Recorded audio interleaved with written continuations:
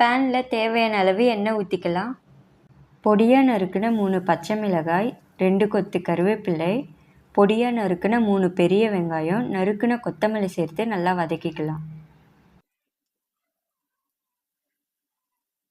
வெங்காயம் வதங்கிறதுக்காக கொஞ்சமாக salt add பண்ணிக்கலாம்.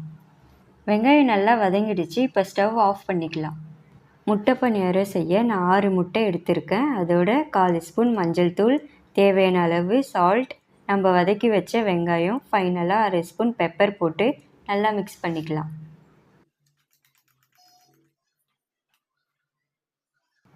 பணியாரக்கல்லில் தேவையான அளவு எண்ணெய் ஊற்றிக்கலாம். எண்ணெய் நல்லா ஹீட் ஆகிடுச்சு. இப்போ நம்ம மிக்ஸ் பண்ணி வச்சுருக்க முட்டையை இதில் ஊற்றிக்கலாம். 2 பக்கமும் பொன்னிறமாக வர வரைக்கும் திருப்பி விட்டுக்கலாம்.